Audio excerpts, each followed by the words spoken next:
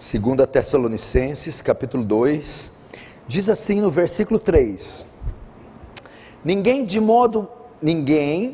nenhum modo vos engane, porque isso não acontecerá sem que primeiro venha a apostasia, e seja revelado o homem da iniquidade, o filho da perdição, o qual se opõe e se levanta contra tudo que se chama Deus, ou é objeto de culto, a ponto de se assentar-se no santuário de Deus, ostentando-se como fosse o próprio Deus.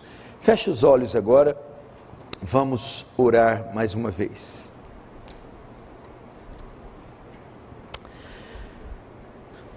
Pai Santo, a Ti a honra, a glória, o louvor e o domínio.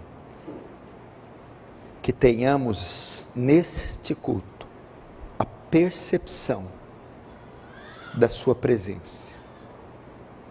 Que haja percepção da transcendência da Sua presença, de modo que cause temor em nós, para que sintamos que é mais do que uma reunião, mais que um ajuntamento social, mas é um culto onde Tu se faz presente.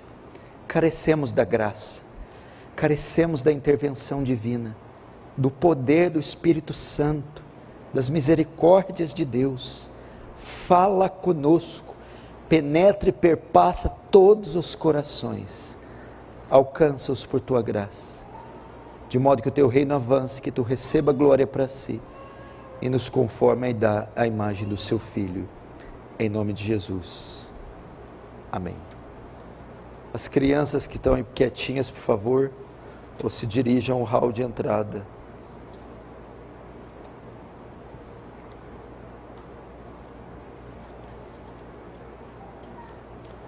Só precisa achar uma anotação que eu fiz aqui.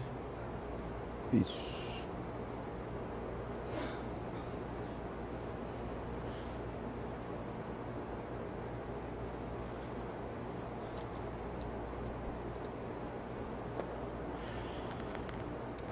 Irmãos, preste atenção.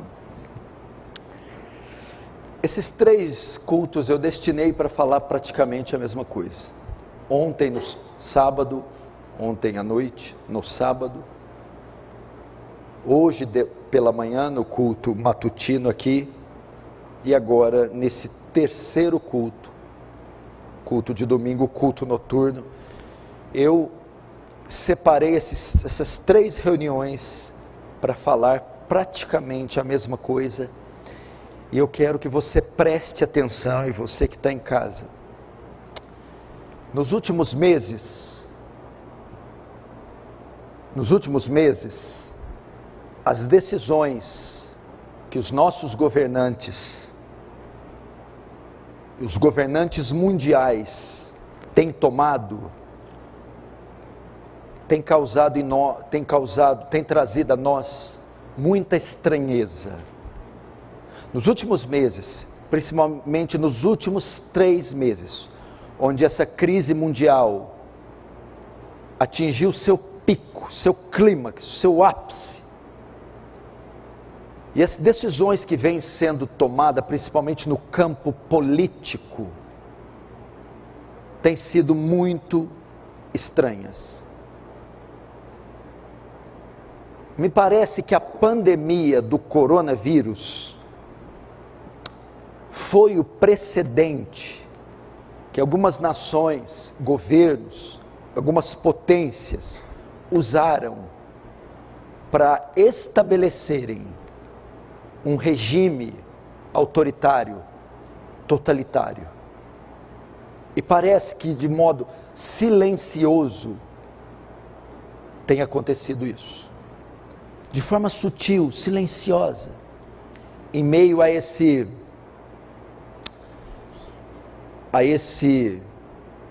surto de pânico, de medo, de horror que a mídia implantou na sociedade, enquanto a população tenta se recompor do susto, do medo, do pânico, e está com a sua mente embotada, fixada nas notícias, eles trabalham e aparelham todo o Estado, e se infiltram em todas as instituições, e através dessas leis, do uso obrigatório de máscara, da vacinação compulsória, obrigatória, envolvendo 27 nações, para que a vacina seja aplicada ao mesmo tempo, e que haja punição para quem se recuse a tomá-la, parece que é o estabelecimento de um governo ou de regimes totalitários, que vem através de governos tiranos, supressores da liberdade, e o pior de tudo, nós estamos vendo em escala global, mundial, simultânea, algo que nós nunca vimos antes, tem acontecido nesses últimos dias, porque esse tipo de coisa nós sempre vimos. A história já narrou N acontecimentos semelhantes a esses, entretanto só tem uma sutil diferença: quase nenhum deles foi global, aconteceu com o mundo inteiro, ao mesmo tempo, de forma simultânea, e isso nos assusta. Se você perguntar qual a procedência desse vírus, foi um acidente de laboratório, veio dos cães, dos macacos? Me parece que toda a história desse coronavírus aponta para um plano de governo mundial e totalitário, e não me parece acidente. Por exemplo, na China, vamos falar da China, no período da pandemia, os bilionários chineses aumentaram a sua fortuna em 40%. No momento está todo mundo quebrando, todo mundo em crise, todo mundo empobrecendo. Os milionários chineses não. No período da pandemia eles se valeram e aumentaram a sua fortuna no período de pandemia em 40%. No período da pandemia, a China lucrou 40 bilhões de dólares com venda de máscaras. Todo mundo quebrando, perdendo dinheiro. A China não. Só com máscaras, ela lucrou 40 bilhões de dólares, mais que o Brasil ganhou com carne, açúcar e soja. Só com, provavelmente o que você está usando aí é da China. Você está ajudando a sustentar a máquina chinesa com a sua máscara. Muita coincidência, não? O vírus sai de lá, a vacina sai de lá, os respiradores saem de lá, as máscaras saem de lá. E você ainda acredita que é acaso? A China aumentou a sua riqueza ao longo dos anos. Ela adquiriu ao longo dos anos 14 trilhões de dólares. Então veja só, aumentou sua riqueza em mais 14 trilhões de dólares. E como ela conseguiu isso? Não foi produzindo internamente, foi pedindo esse dinheiro emprestado do Ocidente. Mas isso aí foi uma medida inteligente. Para quê? Para se tornar uma superpotência, enriquecendo-se e pagando o Ocidente com mão de obra, com trabalho prestado, fazendo com que o Ocidente coma na mão dela. Então, diante dessa crise que se instalou, Estados Unidos e a Europa entendem que foi algo causado pela China, não tem como ferrar a China.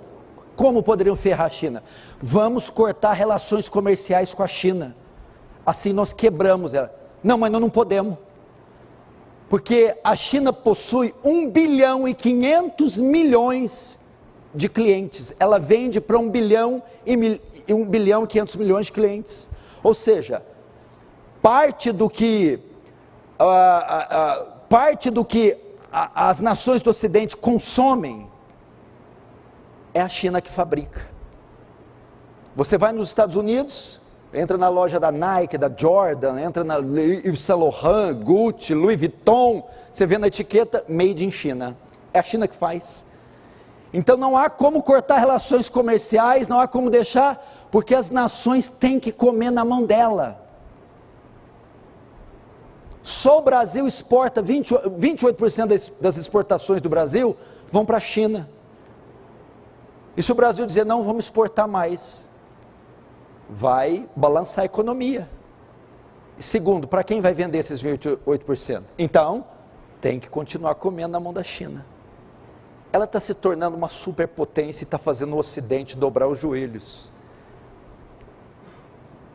Isso foi tudo projetado para trazer um colapso econômico, falência no sistema econômico mundial e para enriquecer a própria China. Então isso é assustador. Então todas essas nuances que nós estamos vendo, parece que apontam para a chamada globalização e a nova ordem mundial, é o termo que eles usam. Eu não sou adepto da teoria da conspiração, dessa coisa toda de Illuminati, etc. Mas sabemos que tem algo parecido com essa nova ordem mundial. O que é basicamente a nova ordem mundial? Me parece que a nova ordem mundial compreende o domínio do mundo na mão de poucos poderosos. Parece que existe mais ou menos mais de 2.000 bilionários no mundo. Quase 2.500 bilionários. E eles é que controlam tudo. E parece que o propósito desses bilionários, dessa nova ordem mundial, é fazer um reset na economia. É reconfigurar o mundo. Mas não é só econômico. O grande ideal da nova ordem mundial é o viés ideológico. Por quê? Eles querem mexer e criar uma nova civilização, um novo mundo. Porque a civilização atual, ela é sustentada sobre alguns pilares. Que pilares são esses? Os pilares judaicos cristãos. E é eles que influenciam o mundo todo. Todo mundo tem a marca desses princípios judaicos cristãos. Essa nova ordem mundial quer resetar esses pilares cuja civilização está sustentada e colocar outros pilares. Que pilares são esses que ela quer substituir? É só nós vermos o viés ideológico dessa nova ordem. Qual é? Que doutrinas esses poderosos obedecem, atendem? Que disciplinas, que postulados eles defendem? Vamos lá. O socialismo, o marxismo, o comunismo, o ateísmo. O comunismo aparelhou todas as grandes instituições mundiais. Vai para a ONU, a Organização Mundial das Nações Unidas, fundada em 1945. Todos os seus secretários gerais, todos os secretários gerais da ONU, desde que foi fundada em 1945, são comunistas, socialistas. Então essa instituição é toda comunista. A OMS, a Organização Mundial de Saúde, quem é o diretor dela? O chefão, o Tedros. ele foi membro do Partido Comunista da Etiópia. Ele é o diretor da OMS, a Unesco, a Unicef, é toda dirigida por esquerdistas, comunistas, socialistas. Agora me diz uma coisa, você colocaria um nazista, um membro do partido nazista, à frente de alguma instituição? Ninguém faria isso, é uma loucura, né? Alguém que foi membro, que atuou no Terceiro Reich, o império assassino, que matou 6 milhões de judeus, ninguém, todo mundo acharia um absurdo colocar um membro do partido nazista à frente de alguma instituição dessa importância.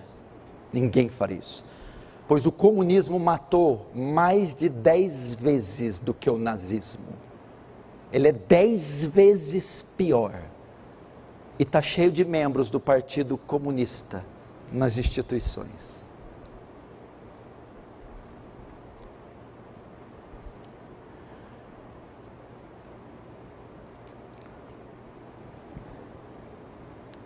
Sem que você saiba, nós estamos vivendo um regime comunista silencioso, totalitário, onde o Estado governa.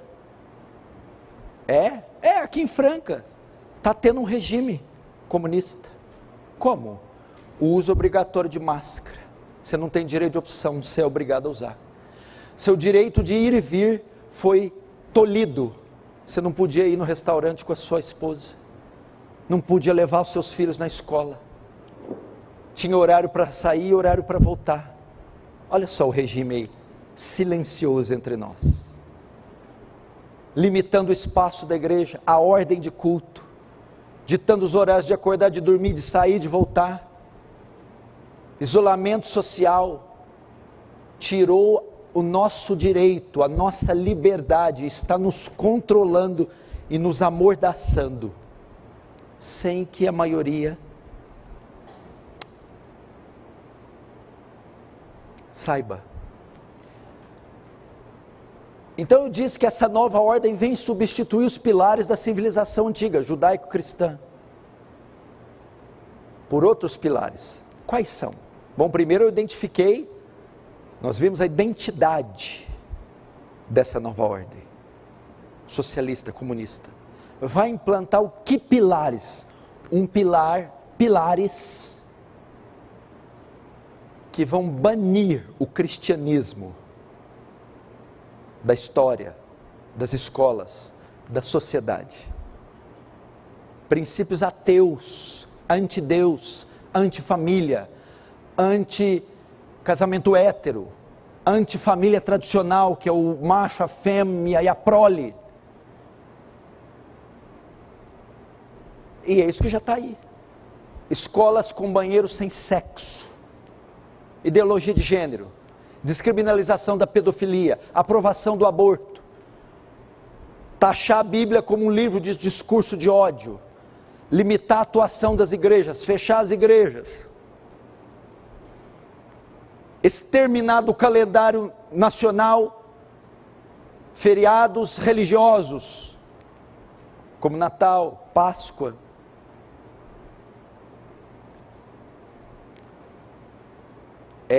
Exterminar a era cristã e impor uma era anticristã. Onde eu quero chegar?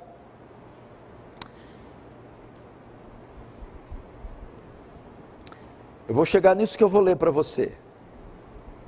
Uma nota do pastor John MacArthur, talvez hoje o pastor mais respeitado do planeta. No dia 6 de dezembro, ele disse isso na sua igreja, na Grace Community Church, em Sun Valley, na Califórnia. O pastor John MacArthur disse à sua congregação, domingo, dia 6 de dezembro, que o mundo atual, com as restrições provocadas pela pandemia, parece perfeitamente adequado para a vinda do anticristo. Pastor John ainda observou que os governos ao redor do mundo fizeram algo que nunca foi feito na história humana, ou seja, eles tornaram a resposta à Covid-19 uma questão global. Agora somos um mundo global, diz MacArthur. Esse é um cenário pela qual temos esperado ao longo da história da redenção, desde que o Senhor prometeu que viria. No futuro, um anticristo teria um governo global. Esta é a primeira vez na minha vida que temos tanto poder sobre as pessoas globalmente, que podemos desligá-las para que não funcionem. Disse ele sobre os bloqueios provocados pela Covid-19. Isso encaixa no mundo do anticristo. MacArthur prossegue: quando você olha no livro de Apocalipse, há a marca da besta, o número, e se você não tiver isso, você não compra, você não vende, você não existe. Eles sabem tudo sobre você, eles têm acesso a todos os seus dados. O pastor MacArthur continua: este é o tipo de mundo que parece ser perfeitamente adequado para que o anticristo venha e traga uma certa paz. Então o mundo cairá aos seus pés. Por que o senhor disse toda aquela introdução de Unesco, ONU, coronavírus? Porque o mundo está sendo aparelhado, montado, preparado para a vinda do último dos chefões. O último dos impérios se erguerá. A última das dinastias, dos reinos, dos governos mundiais. O anticristo. Como frisou MacArthur, o cenário que o coronavírus preparou é perfeitamente adequado para a insurgência, para o levante do anticristo. Nós estamos, irmãos, em contagem regressiva. O tempo a cada dia se encurta mais. As profecias cada vez mais se cumprindo. E a igreja precisa se despertar. Chegará o dia que essas portas serão fechadas. Chegará o dia que certos sermões e textos será crime pregar. Chegará o dia que nós seremos tolhidos da nossa liberdade religiosa. E por mais que tenha ganhado um governo conservador de direita, cristão, aqui no Brasil, o Estado está todo aparelhado, como um câncer que criou metástase. As instituições, escola, universidade, imprensa, literatura, arte cênica, indústria cinematográfica, rádio, está todo infestado com o viés ideológico comunista. O que vão ser dessas crianças? Provavelmente 10 anos atrás, em 2010, nasceram milhões de crianças no Brasil. Hoje elas têm 10 anos. Estão cursando o ensino fundamental. O que serão dessas crianças daqui 10, em 2030? Eles erguerão um exército de ateus, um exército de pessoas sem identidade de gênero, um exército de pessoas que não têm nenhum princípio cristão. O que vai ser desse país? O que vai ser? Porque você está seguro, está nessa igreja, tem esses princípios, educa seus filhos. E essas gerações? Nós teremos milhões de eleitores progressistas, de gente que odiará a fé e a religião, que perderá toda a sua característica, a que Deus deu a eles. O mundo está sendo preparado. Olha outra notícia aqui, que a pandemia do coronavírus, que tem muita semelhança com o cumprimento profético, apocalíptico. Um artigo publicado pelo FMI propõe uma moeda digital universal, citando que ela poderia beneficiar governos e consumidores do mundo todo. De acordo com o FMI, a possível moeda universal pode oferecer um sistema de pagamento mais eficiente no mundo, pois seria apoiado por vários bancos centrais. A ideia de uma moeda digital universal também ganhou destaque. Uma moeda hegemônica, sintética, apoiada por uma cesta de CDBs, poderá fornecer serviços de pagamentos domésticos internacionais mais eficientes.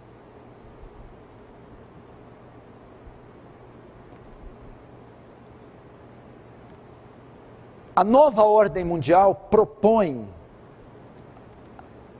a globalização e propõe um governo mundial. Um governo, um império, um rei que governa o mundo todo. Então, um sistema de governo único, um só governante e uma só moeda. Ter uma moeda mundial. Veja só, está aqui as notícias. Isso tudo aponta para quê? Para a 70ª semana de Daniel. Daniel vê 70 semanas. A 70ª semana, a última, a 70, seria destinada ao fim. Só que a última semana de Daniel, ela seria rachada no meio. Quanto que é metade de 7? 3 anos e meio, 3,5. Então a última semana seria dividida no meio, 2 períodos de 3 anos e meio, de 3,5, simbólico.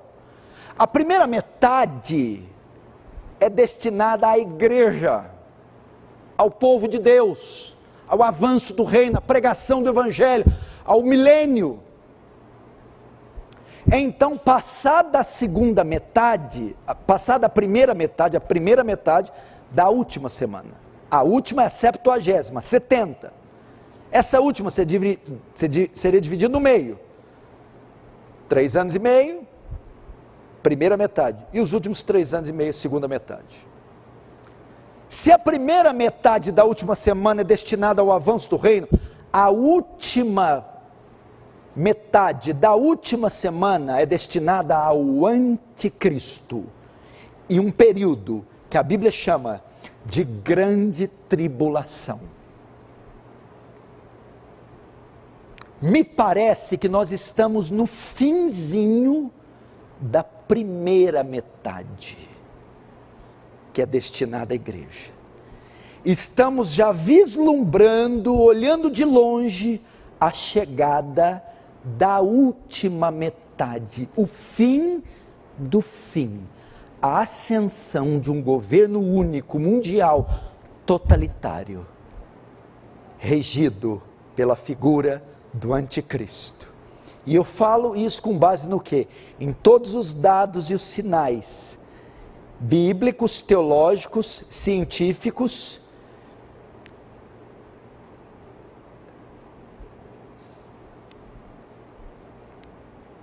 as notícias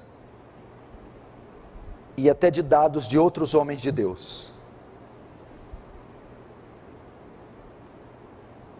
Temos que ficar alerta. Temos que ficar alerta. Isso está acontecendo exatamente agora.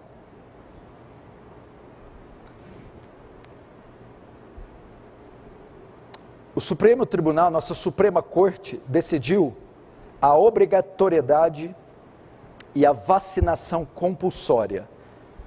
Essa vacina trazida pela China.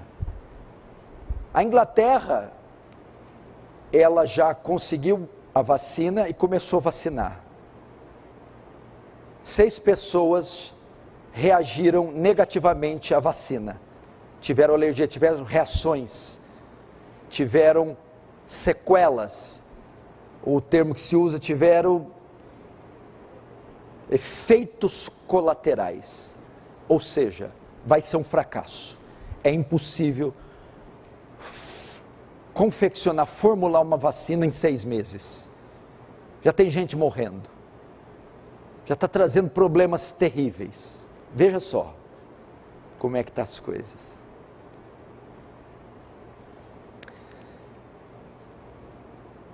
Agora, qual deve ser nossa posição diante de tudo isso aí?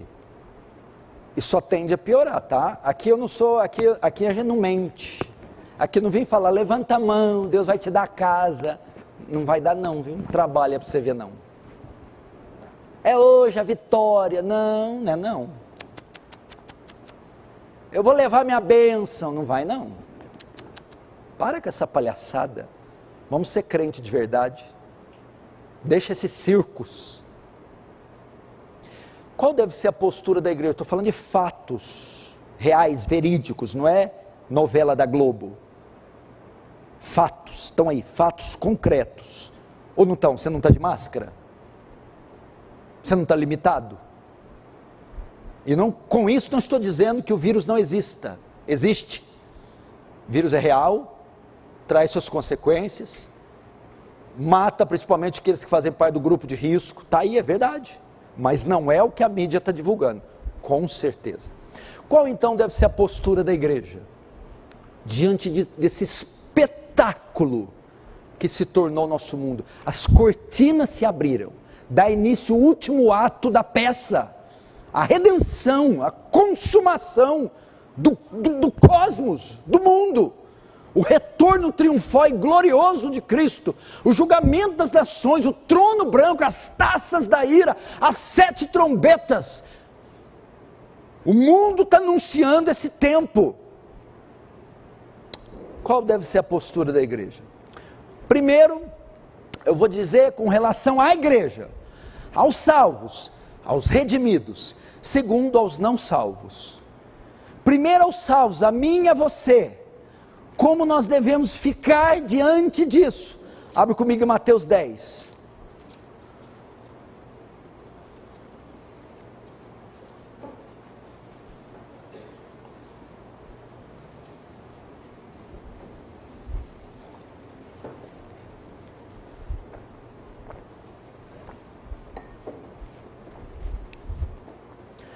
Mateus capítulo 10, verso 28, diz assim: não temais os que matam o corpo, e não podem matar a alma, temei antes aquele que pode fazer perecer no inferno, tanto a alma como o corpo. 29, não se vende 2 pardais por um asse, ou 1 centavo, ou 5 centavos, e nenhum deles cairá em terra sem o consentimento do vosso Pai. Até aí. Jesus está falando aqui, presta atenção, olhe para mim.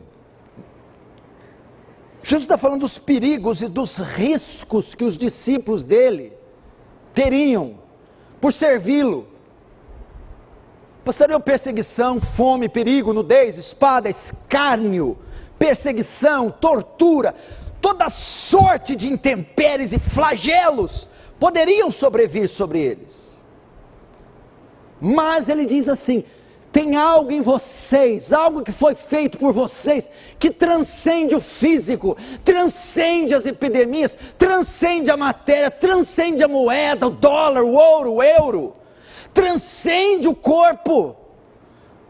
A salvação de vocês está consumada, completada.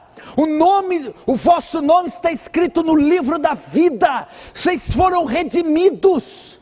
Há um novo céu, uma nova terra, uma nova pátria esperando vocês, preparada para vocês, e lá vocês estarão, e de lá ninguém tirará vocês, e ninguém impedirá vocês de chegarem. Portanto, não venham se preocupar com o que possa acontecer com o vosso físico, com os vossos bens, com as vossas propriedades, com o vosso corpo. Não temais quem mata o corpo, ele está dizendo, mas não pode matar a alma, mas não pode cancelar o que Cristo fez, não pode desfazer o que Cristo fez. Então está dizendo que os crentes, nesse momento de guerra fria, nesse momento de pandemia, de corrupção mundial, não é para se acovardarem, serem covardes, medrosos. Primeiro que não tem que ter medo da morte. Como é que crente pode ter medo do meio que levará ele à vida? O meio que leva o crente à vida é a morte. O transporte para a eternidade é a morte. A ida para a redenção, para conhecer Cristo, é a morte. Então a morte para nós é um deleite. Então a gente não tem que temer a morte. Então ele está dizendo, essas coisas virão e acontecerão e não serão impedidas. Terremotos continuarão acontecendo, guerras, rumores de guerras, epidemias, inflação, fome, corrupção, genocídio, morticínio, infanticídio, marcarão essa geração, e nós não podemos fazer nada para diminuir, ou para refrear isso vai acontecer. E Jesus está dizendo, não fiquem com medo disso, não se preocupem, esqueçam disso, não temam o mal que possa ser feito em campo físico, porque na alma de vocês, ninguém pode tocar. Tetelestai, está consumado. Então, meu filho, o que eles vão fazer? Paulo vai dizer isso. Quando Paulo escreveu, era o pior império que teve, todos os tempos, o Império Romano, com Nero. Nero era um demônio, um assassino, megalomaníaco, louco, insano. O cara incendiou a própria cidade dele, ele incendiou Roma, e subiu na sua torre, tocou sua harpa e ficou vendo a cidade pegar fogo. Ele mandou matar a própria esposa, um louco. E Paulo vai dizer, quem nos separará do amor de Cristo?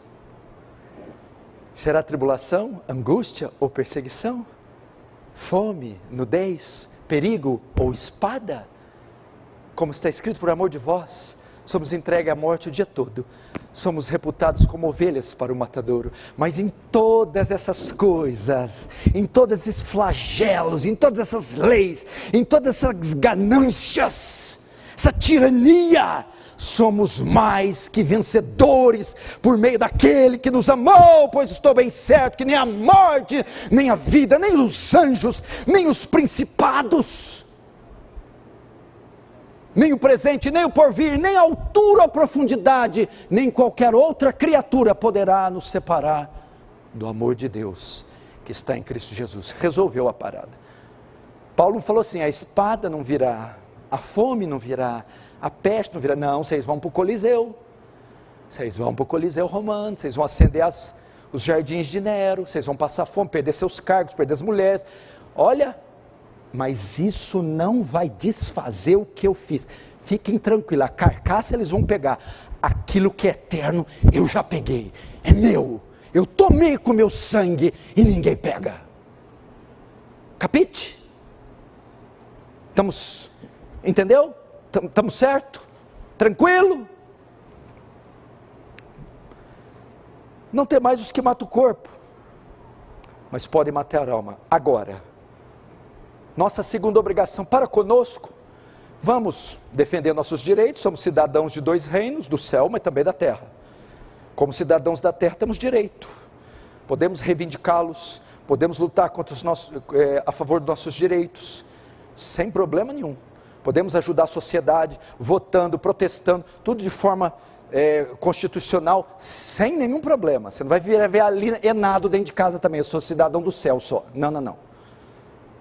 Mas com a perspectiva, se vier o tsunami, já falo para o marido, pode abrir a porta, sai daí, deixa vir, leva tudo, vai, leva embora.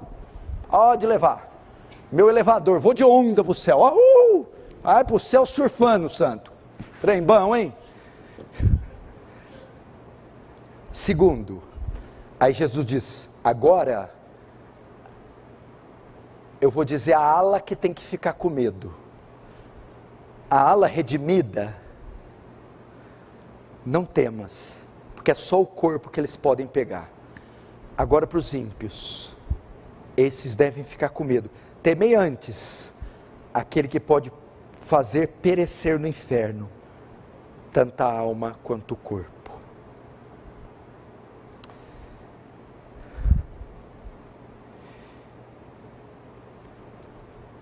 Abre comigo agora em Apocalipse, capítulo 6. Vai lá para o último livro da Bíblia. Apocalipse 6.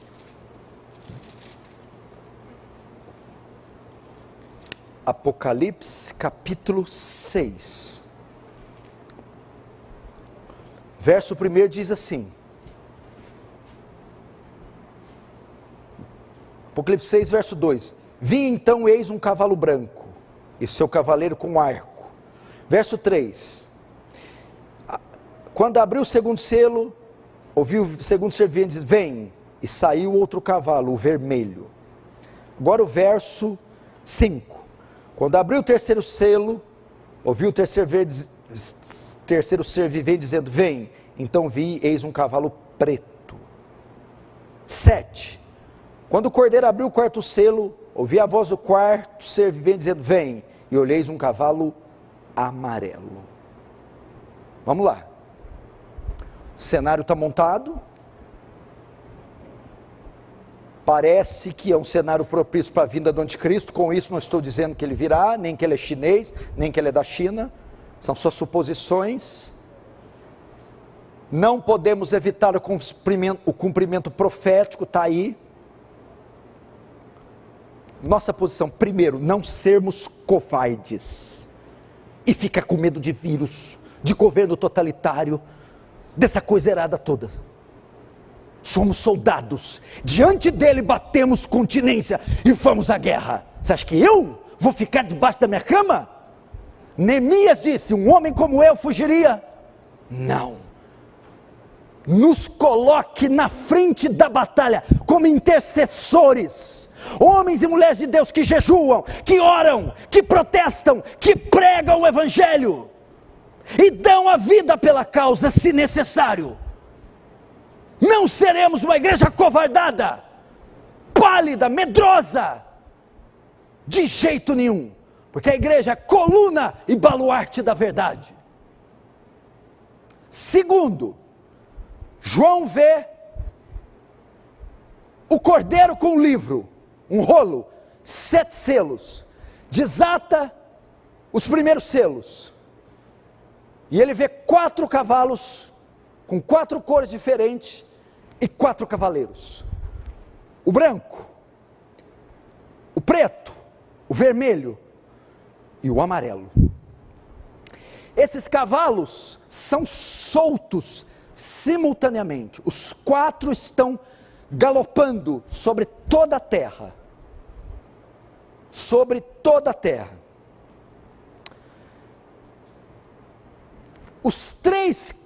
existem 3 cavaleiros, e 3 cavalos que estão atuando agora. Quais são eles? O preto, ele está com a balança na mão e ele grita, 1 quilo de trigo por 100 denários, 1 quilo de trigo por 1 denário, 1 quilo de cevada por 1 denário, e não danifiqueis o azeite. O que é isso? 1 denário é o valor de trabalho de um diarista. Um diarista é de 100, 150 reais. 1 quilo de farinha por 100 reais é muito caro, né? Superinflação, peste, fome. É o cavaleiro da fome. É o cavaleiro que mostra que esse tempo seria marcado por desemprego, superinflação, queimada da vegetação, trazendo ao homem escassez, ao cavaleiro da carestia, fome. Teríamos um tempo econômico difícil. Cavaleiro preto. Agora o cavaleiro vermelho tem uma espada muito grande, e ele mata com ela. Esse cavaleiro é a guerra. Conflitos marcariam o tempo do fim. Essas nações estão todas se bicando e prestes a estourar uma guerra civil, guerra entre fronteiras, guerra entre potências, e muitas pessoas morrendo. Terceiro cavaleiro, a morte. Ele é amarelo, a cor aqui amarela no grego é cor de defunto, pálido. Já foi no enterro, num velório, e viu no caixão o cadáver, a cor que ele está, amarelo esverdeado. É o cavaleiro da morte. E ele matará por 3 coisas: pela fome, pela guerra e pelas pestes, epidemias. Esse cenário marcaria a ascensão do anticristo. Entendeu? É o cenário de agora. O aparelhamento do Estado, os conflitos, as guerras. Por quê? Porque o anticristo vem para promover uma paz mundial. Para isso o mundo tem que estar igual agora. Todo mundo batendo cabeça e as nações urdindo de terror. O mundo entrou em parafuso. E esses esses 3 cavaleiros estão devastando o mundo e preparando o cenário para o anticristo. Agora e o 4º cavaleiro, que é o primeiro, o branco. Esse somos nós. Enquanto os outros 3 devastam tudo, o branco é o papel da igreja nesse tempo. Primeiro eu disse o nosso papel quanto a nós nesse cenário. Mateus 10. Agora o nosso papel quanto ao ímpio. O que é o cavaleiro branco? Enquanto os 3 estão devastando tudo, o branco fala de pureza. Tem um arco na mão, uma flecha, uma coroa, ele é vitorioso. Aqui é a expansão do reino, a pregação do evangelho, o evangelismo, as missões. O cavaleiro tem 3 significados. Ele é o reino, o rei e a mensagem do reino. É a vinda de Cristo. É a morte com sangue comprando povos, tribos e línguas de todas as nações.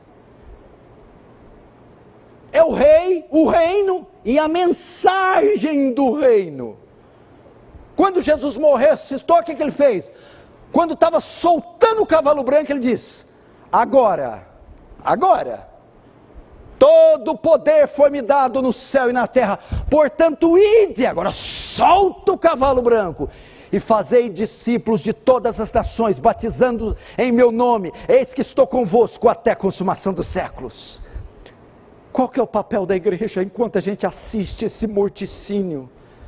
A pregação do evangelho, porque nós não temos que falar para as pessoas: fujam, cuidem dos seus corpos, proteja seus corpos, proteja seus bens, proteja seus aparelhos, proteja seus empregos. Não! Nós temos que chegar para eles: salvem suas almas. Porque esse contexto físico, material, político é inevitável, e não é disso que temos que as alertar. Guarda teu dinheiro, muda de país, vende, compra, faz. Não, nós temos que ir a elas: salve suas almas. Ou melhor, seja salvo por Cristo. Qual que é a função da igreja? Estamos vendo esse mar de coisa vindo, mas o risco que elas correm não é de perder os bens, serem presas, que nem serão. O risco que elas correm não é de se tornar enfermas, terem os membros amputados ou contrair vírus. O risco que elas têm, que elas correm, é de serem marcadas com 666, a marca da besta, a qual quem possuir não será salvo. E como porque a Bíblia diz: fez com que todos, ricos e pobres, grandes e pequenos, servos e livres, fosse posto um sinal na mão ou na testa, para que sem o sinal ninguém pudesse comprar ou vender. Aqui está a sabedoria. Quem tem sabedoria, calcule o número da besta, pois é número de um homem: 666. Agora como que eu chego? Subo numa torre e grito: não aceitem a marca! É assim que eu a salvo? Não, é assim que o cavalo branco atua, desde a minha parente que vive na mesma casa, aos vizinhos, colegas de trabalho, escola, hospitais, tribos, línguas, cidades, estados, nações, continentes, o mundo. Não, como eu alerto eles da marca? Arrependei-vos e credes no Evangelho de Cristo. todos pecaram, destituídos da glória de Deus estão, do céu se manifesta a ira de Deus sobre toda a impiedade dos homens, mas Deus amou o mundo de tal maneira, que deu o seu Filho unigênito, para que todo aquele que nele crê, não pereça, mas tenha a vida eterna. Deus não enviou o seu Filho ao mundo, para que o condenasse, mas para que o salvasse. Quem crê nele tem a vida, quem não crê, não tem a vida, mas sobre ele está a ira de Deus. Pregue o Evangelho, pregue o Evangelho, é a única solução para este governo, este mundo, estas pestes, essas pragas e essas profecias, é a exposição lúcida, fiel, clara, do Santo Evangelho.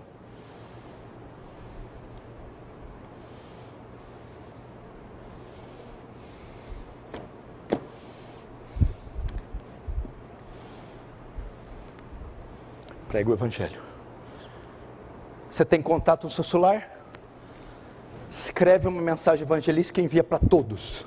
Você tem e-mails? Digita evangelisticamente, pregue. Você tem áudios? Pregue. Você tem carro? Pregue. Pregue o Evangelho. Eles não têm outra chance. E há de ser que todo aquele que invocar o nome do Senhor será salvo. Mas como invocarão em quem não creram? Mas e como crerão em quem não ouviram? E como ouvirão se não pregarem? E como pregarão se não forem enviados? De sorte que a fé é pelo ouvir ou ouvir a palavra de Deus. Pregue, é o único jeito. Não adianta mudar leis, sanções, não adianta nada disso, é inevitável. O problema do homem é sistêmico, é o pecado.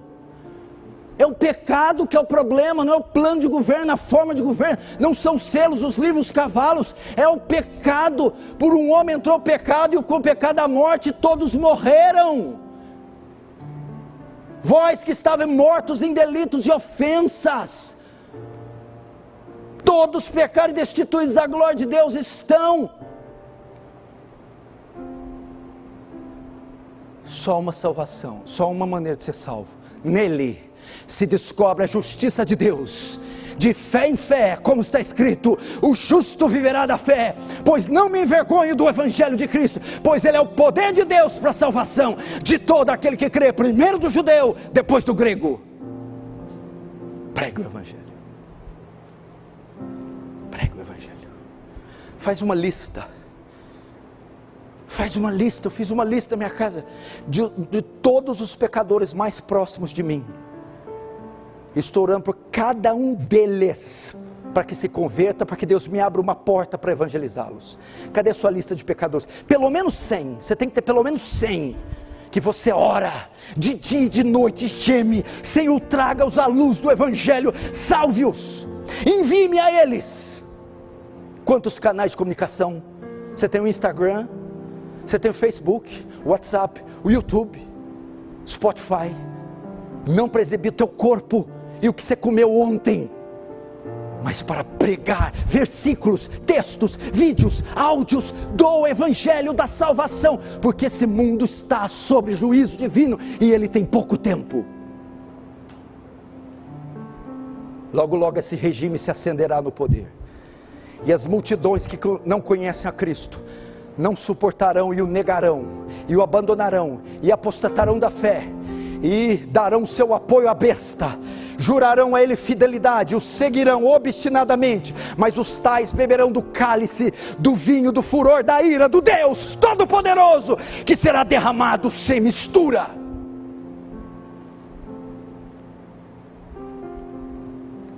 Prega o Evangelho.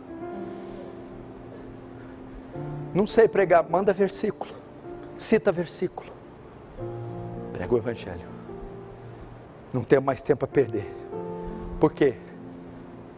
Eu termino com isso.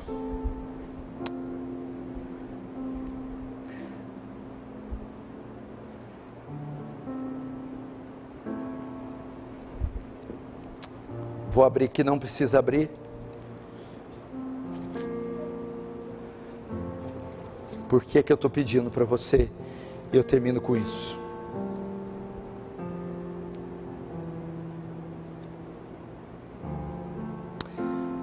Filho do homem, quando eu disser ao perverso, ao pecador, certamente morrerás, e tu não avisares, e nada disseres para o advertir do seu mau caminho, para lhe salvar a vida, esse pecador morrerá na sua iniquidade, mas o sangue dele, da tua mão, eu o requererei.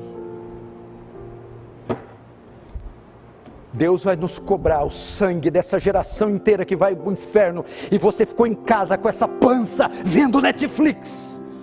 Deus vai cobrar o sangue dessa multidão que está indo para o inferno, e você fazendo fofoca e gastando horas nas mídias sociais. Deus vai cobrar o sangue dessa geração inteira que vai ser tragada pela besta, pelo anticristo, e nós ficamos gastando dinheiro prodigamente. Ao menos gemer, ao menos uns 30 minutos orando por um punhado de almas. Será que não temos condição de fazer isso? Ao menos pelas nossas mães, pais, irmãos, filhos, sobrinhos, tios. Que esperança esse povo tem? Vai esperar nessas nações, nesses governos, nessas mídias. Eles não têm a resposta, eles estão mortos, estão vazios, cegos, obstinados, suas mentes embotadas. Mas essa é a tocha de Israel, é a lâmpada de Deus na terra, é o sol que brilha na escuridão. A igreja, devemos brilhar. Fecha os olhos, curva a cabeça.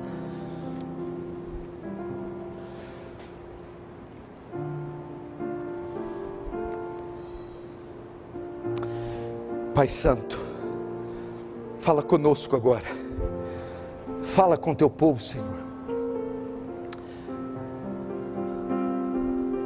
fala com teu povo. Ore aí, irmão. Brando.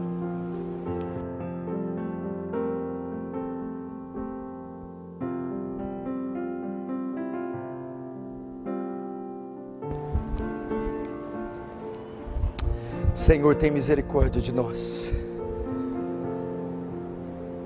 Ilumina nossa mente, esclarece nossos sentidos, Senhor. Não nos deixa perecer.